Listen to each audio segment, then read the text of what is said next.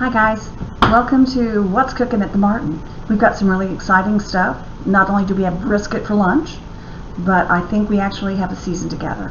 So you'll be hearing about that in the next couple of weeks, waiting on 2 more contracts, and we're good to go. So we'll be getting in touch with you guys, especially our season ticket people. We'll be getting with you real shortly. Meanwhile, why not cook a brisket? Can't dance. I've been told many times that if you're gonna do a brisket, you have to have the time. So if you don't have lots and lots of time, don't try it. Well, I had the weekend, so I did it. What we're making here is a party brisket, the kind we used to make at the Martin when we did the marquee. So the brisket that we do is not really barbecue. It's more really tender, flavorful meat. Today we're going to make brisket sandwiches, and I have a nice creamy dill potato salad. What I did is I did little snippets, and so we're going to go into those. This is how we put the brisket together. Yum. Okay, so we're going to start by making the dry rub. I'm going to start with about, I'd say this is probably about 1/3 cup of brown sugar, and I put a little white sugar in it to give it some graininess. I've got 3 tablespoons of smoked paprika because we're looking for that really nice smoky taste. Since we're not smoking the brisket, we're just going to cook it. I've got 1 tablespoon of black pepper. I have a tablespoon of kosher salt. I have a tablespoon of onion powder.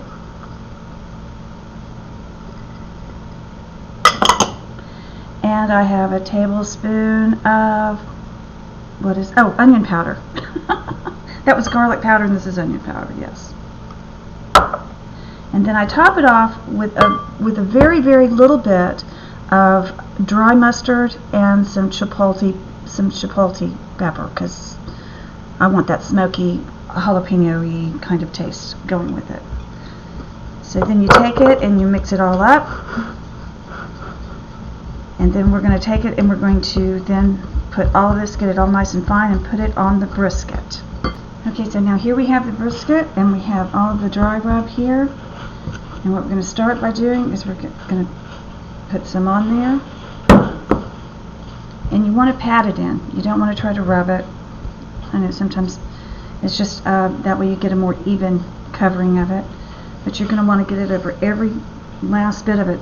This is about a 5-pound brisket, and this, we're going to do this on both sides, and we're making a mess because that's what we do best, is make a mess. Get that done over here, and then we're going to turn her over,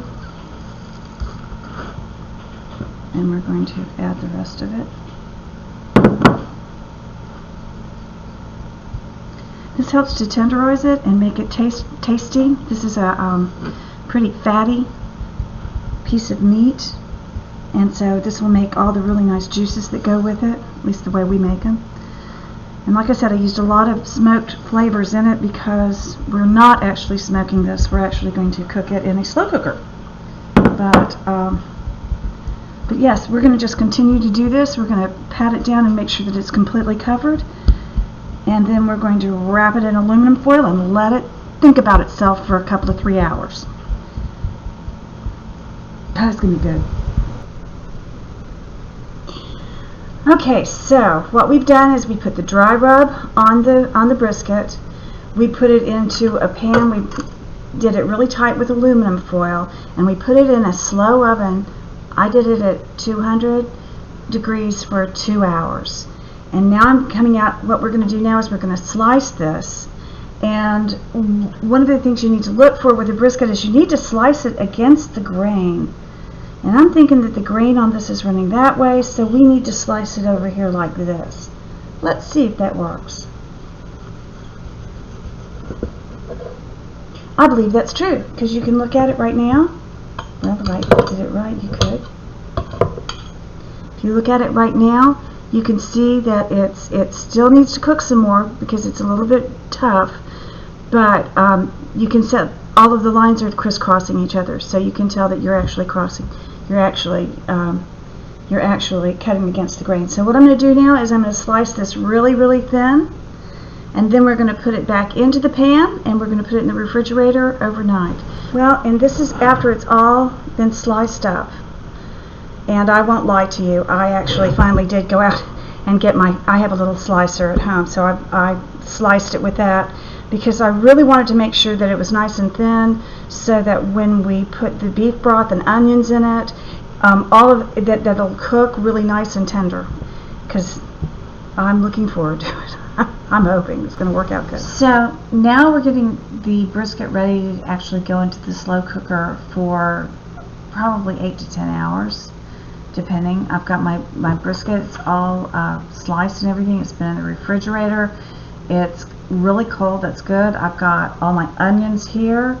I've got beef broth and everything waiting to come in. So what we're going to do is we're going to do the layering first. So the first thing we're going to do is we're going to take these onions.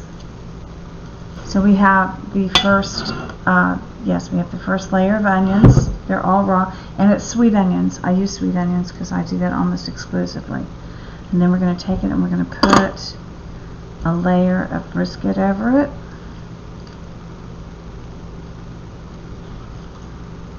I mean, it's all thin sliced, so hopefully this is going to cook really nicely and be really tender. That is my hope. So we did that. Now we're going to do another layer of onions. Alright, so I'm going to put just a few more onions and do that. And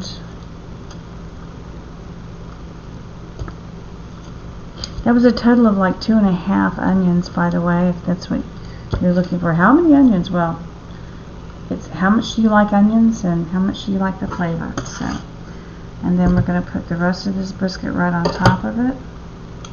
You can tell some of those are way thicker than the others, but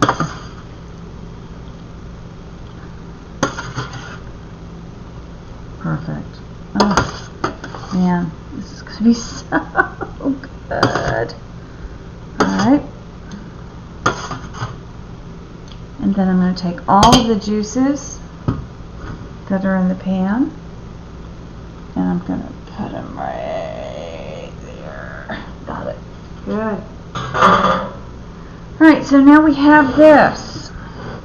This is the beginning of a really great meal. Now, in order to really tenderize this, what we're going to do is we're going to take a 32-ounce dill of beef stock, and we're going to just pour it in. Okay, so we're going to pour that in, and it's going to cook. We're going to keep checking on it, but it's going to cook, and when it starts cooking down, we may taste it, because brisket needs a lot of salt, and if we taste it and think it needs more, then we've got some Better Than bouillon. We have some Better Than bouillon, which is basically a bouillon, and it has a lot of nice salty flavors to it. And if it comes down to it, that's what we'll do, is we'll add that to it. So now we have a whole lot of cooking to do. We have 8 to 10 hours, and so we're going to take it and put it into the slow cooker with the cover, and we're going to end up with some of the best beef you have ever seen. Okay, so next on our list, because we're making this all the day before actually, I'm going to make a potato salad, and I'm not going to make a normal sweet potato salad because the beans are going to be real sweet. So this one really sounded good to me. It's an experiment, but that's okay. They're used to me experimenting on them. But one of the things I think is fascinating is what you do is you get your potatoes all cooked. These are all cooked. And you start with about half a cup of Italian dressing. I'm using Kent's Steakhouse, but yeah. And you do that on the hot potatoes and move them around so that it can absorb all of that. Ooh, that smells good already. It really does. Okay, so we've got that on, so we're going to put that aside and let that cool, and we're going to make the dressing. the rest of the dressing anyway. And that starts out with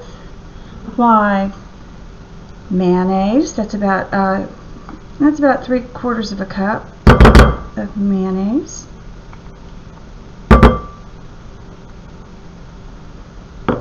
And then we're going to add to that, we're going to add a dollop of about a teaspoon of Dijon mustard, 1/4 of a cup, which is really more like, I think, about 3 or 4 green onions. Add that to the mix. And then we're going to take a fresh lemon, and we're going to hold it like this, and we're going to do maybe about a teaspoon, something like that. Oh, be nice and bright, won't it? And then to that we're going to add about, I'd say about a teaspoon, maybe more. They said that you can add as much dill as you want to, but this is fresh dill. And we're going to do that and add that in there. Don't lose it. And then we will take it and then we'll mix it all together.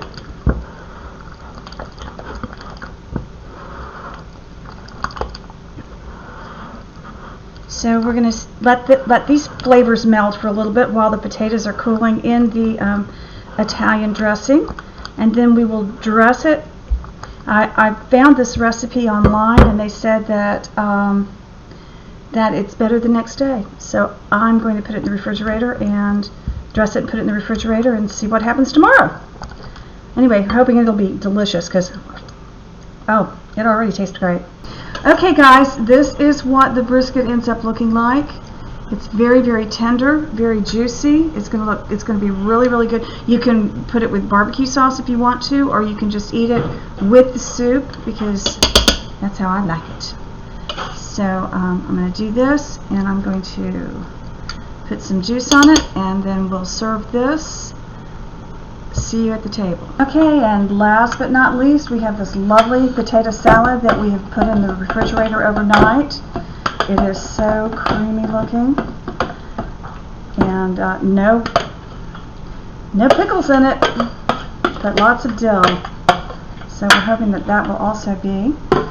So that is our entire lunch. We've got brisket, we've got baked beans, and we've got potato salad. I'm going to ask Ron to come over. So then what we're going to do is we're going to take the brisket and we're putting it on the sandwich.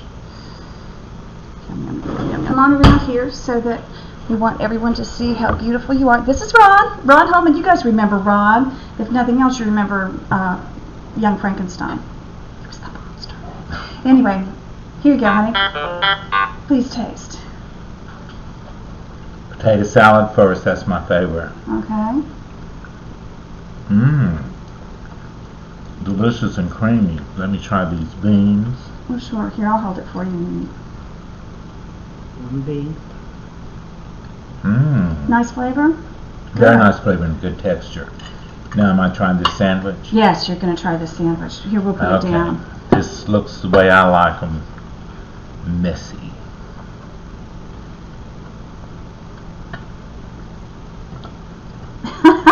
Not messy at all. It's Wow, that is delicious.